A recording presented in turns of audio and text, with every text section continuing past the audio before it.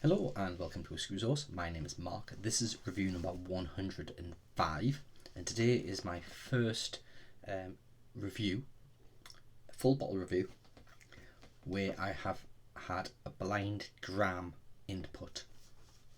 So I mentioned this a few weeks ago. What's basically happening is when I have a full bottle, not a little sample, but a full bottle I've got, I'm sending out a blind dram to a member of my mailing list that's agreed to sign up to this. Send them a blind dram.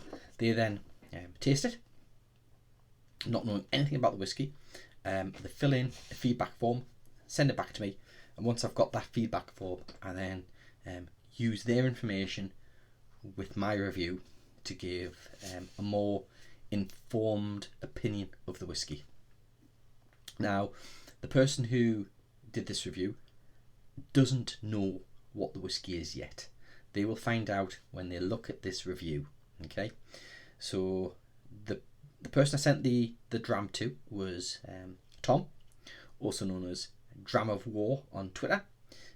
Goes by Whiskey Shorts as his handle on Twitter and on Instagram. He also has a YouTube channel now for Whiskey Shorts. I'll put a link down in the description.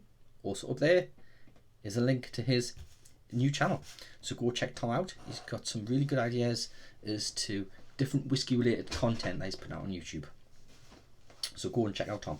So the whiskey that I'm about to review, I'll give you some input from what Tom said as I go through the review. Okay, I've done a second blind sample. I've got the feedback for that. I'll be doing that review shortly, and we'll see how the format works. Okay, so what are we reviewing today? Well, it's a review of 105. There can only be one whiskey that matches 105. It's Glenfarclas 105. So, Tom, there you go. It's Glenfarclas 105. That's what you've had the sample of. So, Glenfarclas 105, it's widely available. It's bottled at 60% ABV. It is cask strength. Quite how Glenfarclas get their batch blending of the whiskies they find suitable to go into their 105 to meet 60% across their batches, I don't know, but it's cask strength. It's been on the shelf from Glenfarclas for a fair few years now. I think they started back in the 1960s. The 105 label refers to the old British proofing measure. So 105 proof was 60% ABV, which is what this is bottled at. It is natural colour. As for chill filtration, I've mentioned this a few times. We believe that Glenfarclas is non-chill filtered, but they barrier filter, but they don't put that information on their website or their bottle or their tins. So as such, when it comes to the value score, which you can see in my write-up on the description there, we have to dock points. I'm sorry, Glenfarclas. Love you, but we have to treat everybody the same. They don't say. Whilst it's I'm rambling on, we're going to pour a dram and get this just to open up a bit. So you can pick this up, as I say, quite readily. Some prices to what's available there. Masters of Malt sell it for $43.35 at the minute. The Whisky Exchange is $53.75. House of Malt, their usual price is $49.95. That's the price we're using as the average, or towards making the average. However, at the moment it's on offer at £44.40. And finally, Luvians are selling for $48.99. So all these places have their own different shipping rates. Occasionally they may do bottles on free ship. Occasionally they may not. It's a case of shopping around, see which offers the best price, the best shipping deal. If you can buy more than one bottle of something, you can buy other bottles. Have a shop around. You might find some deals. In terms of an average price, then this Glenfarclas 105, the 70cl bottle, costs £49.26 as an average score. Glenfarclas 105 comes in a variety of sizes. You can pick it up in a 50ml miniature. You can pick it up in a 200ml bottle. You can pick it up in a 700ml bottle. If you're in the USA, you get it for 750ml. But you can also pick it up if you shop around in this 1 litre version. This 1 litre version, I actually there was a group of whiskey fans who were putting in an order across in Europe. So I ordered the 105 and the Glenfarclas 10-year-old litre bottle from Europe, and I think that worked out to be £31, £32 for a litre bottle of Glenfarclas. A little bit of shipping on top of that, but I mean, £32 for a litre of Glenfarclas 105. I mean, we're out of Europe now, so those prices have gone. You know, next time you get those prices if you're on holiday in Europe or you know somebody. But you're looking at £50 to £60 for a litre over in the UK. That's nearly half price. Absolute bargain. This is my third bottle of Glenfarclas. I started with the 200ml bottle. I was looking for a sherried whiskey a couple of years back, and that was the cheapest sherried cask strength whiskey I could afford. So I bought the 200ml bottle. Loved it, absolutely adored it. So I'm being totally open here. And then I purchased a 70cl bottle, which I took to my brother's house with the last quarter in the bottle. I left it with him to finish, and it was then that I ordered this 1 litre bottle. The size is steadily getting bigger. I'm sure if I could get them in a 4.5 litre bottle, I would pick that up at some price if I could find the price. But they don't do that as far as I'm aware. So, yes, I like Glenfarclas 105. It is a combination of ex-bourbon and ex-sherry cask maturation.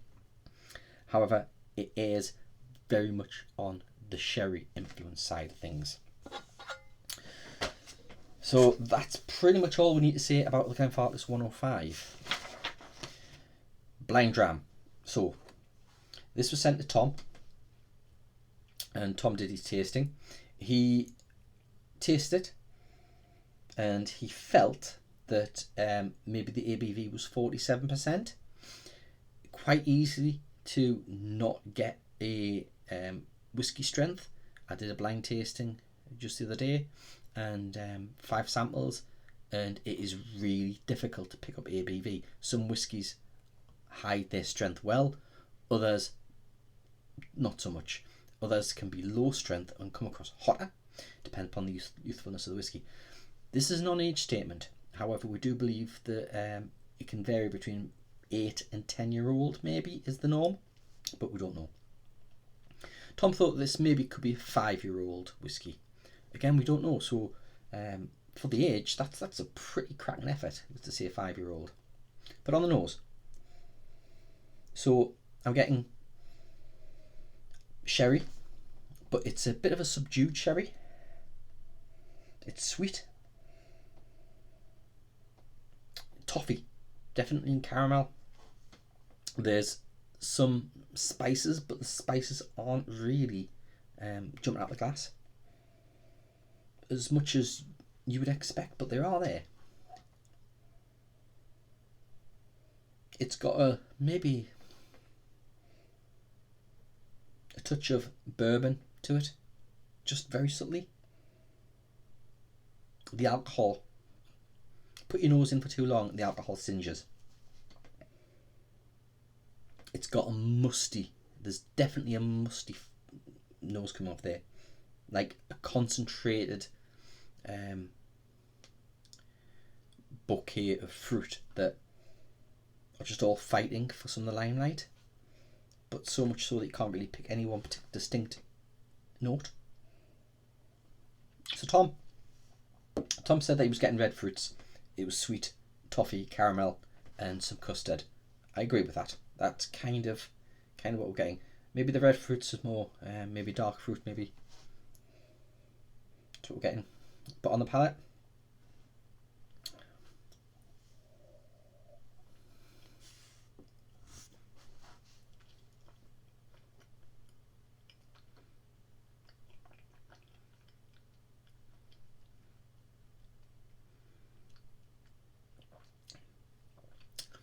the first thing to say is some start to finish. The alcohol is just there. It's just making its presence known. See the legs still there, clinging. This is very oily, very viscous. It's velvety. That alcohol is just, it's there. It's only when your own saliva starts to dilute what's on your palate, are you starting to get rich dark fruits, dark chocolate, some toffee. You're getting specific fruits like cherry, apricot. You're getting cinnamon, ginger, tiny bit of cream or custard maybe. This needs water. Now, I don't put water in as a rule, but this is one whiskey that you really would want to put your water in, because the alcohol is just present. It's there straight away. This needs time as well. Open up and breathe.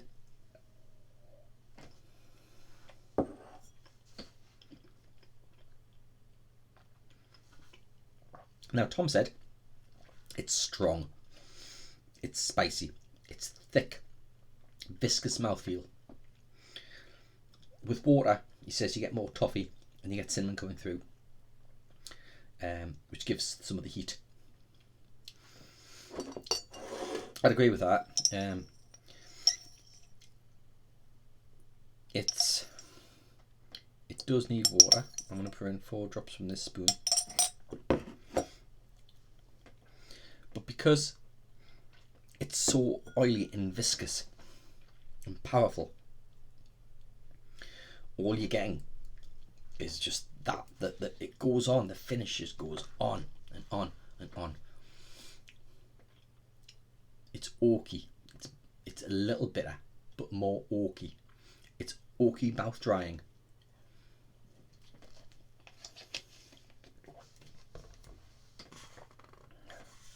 So with water,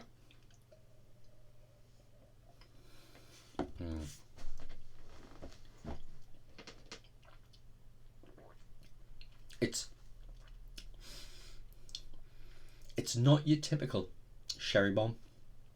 Technically, it's not really a sherry bomb because you've got that bourbon influence as well. But it's such rich fruits. With the touch of water, you get more oak coming through. You are getting more cinnamon. You're getting gingers. It's musty fruit. It's hard to really pick out an individual fruit. Without the water, you were getting the cherries. With the water added in, it's still cherries, but you may be getting a bit of orange rind. But you're also getting some lemon. Very much a citrus element is there a bit. Its bitterness can be off-putting because it is cloying with that toffee. Get a touch of coffee as well there. Some people say they're getting a bit of smoke. I'm yet to experience smoke, so I'm not getting that. Now, in terms of finish of this or maturation, Tom said that he thought it maybe had some kind of a wine influence, which, yeah, sherry is a fortified wine. So, yeah, credit to that one. You're getting the wine on that one. He thinks it's from Speyside, which it is. They call themselves a Highland, but they're strict. They're slap bang in Speyside. So fantastic, Tom. You got that one. Distillery, he didn't know. He didn't know what the distillery was. In terms of what expression, he says that I've given him a bit of a fireball. I have. It's a 60% ABV.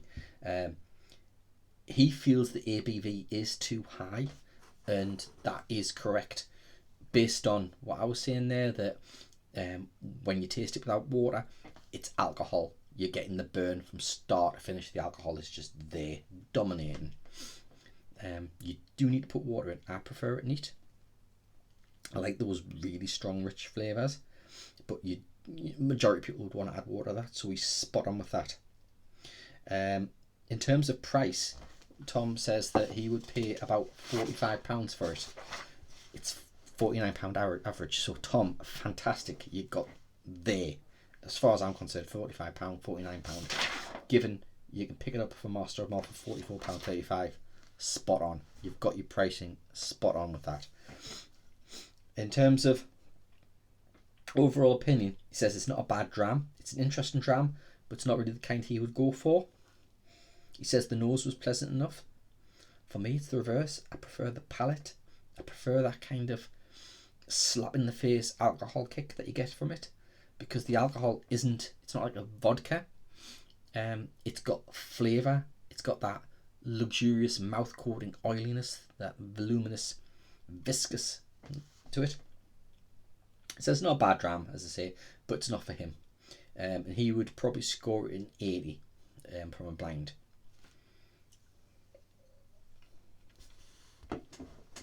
So, do I recommend it?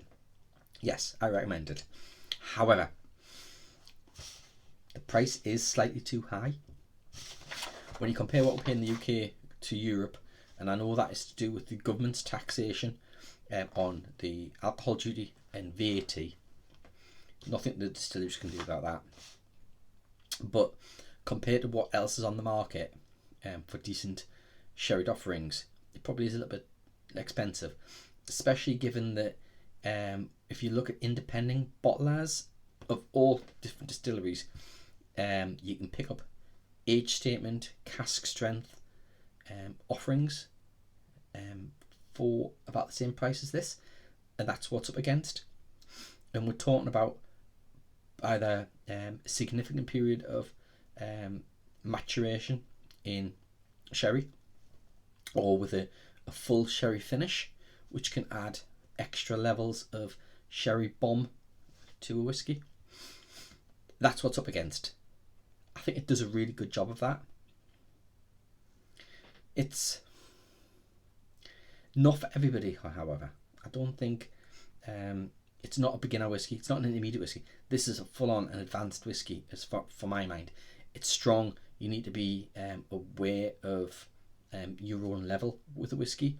A 60% whiskey, if you're not familiar with whiskies, is just too much. It's far too much. So I'd certainly recommend it for people who are looking for something that's a bit more sherry heavy, something that's a higher ABV. But if you're looking for a real sherry bomb, this isn't it. This is a stepping stone to a sherry bomb. I've got ideas to how I would score it, and how I would score it based on my own personal opinion, and how I would score it based on Tom's input, are different. But we'll go with based on Tom's input. That's the purpose of these reviews. So if you check out my write-up, you'll see how it gets scored as an overall. I can recommend it, but with the caveat, you've got to know what you're getting yourself in for a whiskey like this. It's full on, absolutely full on. You can experiment to your heart's content really with this with regards to water. Start gradually adding a drop, taste it, a drop, taste it. Keep on going down. You may find that sitting around 46% brings out the most in this whiskey. That's it. Whiskey's such a personal thing though. That's it. That's review number 105. Glenfarclas 105. This is, for my mind, a gorgeous drop. And I'd always have a bottle. I'd always buy a bottle. This leads me on to my final bit for this review. For those of you who've stayed this long, well, the treat's yours. I mentioned a few videos back that I was going to be doing a prize giveaway. And my prize giveaway is going to be a 25ml dram of each of the Glenfarclas bottlings that I have.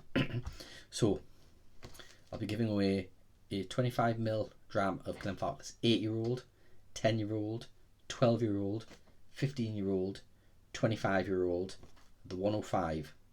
I've also got 2 drams of the Scotch Malt Whisky Society independent 8-year-old bottlings of bourbon matured Glenfarclas. So there's another 2 drams in the pot there. So if I've got my math right, that's 8 Glenfarclas drams you're going to be in the pot to win. So the only way you're going to enter that is by watching my next review I'm going to be reading out an internet address. That's going to take you to a form that you're going to fill in. Now, at the bottom of that form that you fill in, it's going to ask you for a piece of information, and that is going to be the combined ages of each of the whiskies I've read out, and I want to tell you them again, plus 105. So you need to work out the figure. Now, don't go spoiling it for anybody else by putting the answers in the comments, because I'll just block them, I'll remove them. So you need to add together the 8-year-old, the 10-year-old, the 12-year-old, the 15-year-old, the 25-year-old, the 2 8-year-olds from the Scotch Malt Whisky Society, plus 105. Add them all together. That figure you need to put in to the form that I'm going to give you the link for in my next video. Submit the form, you're entered. Okay, simple as that. I'll put information again into my next video, but you need to watch my next video for that web link. I'm not going to put it in the description, it's going to be in the video. That's it. There it is.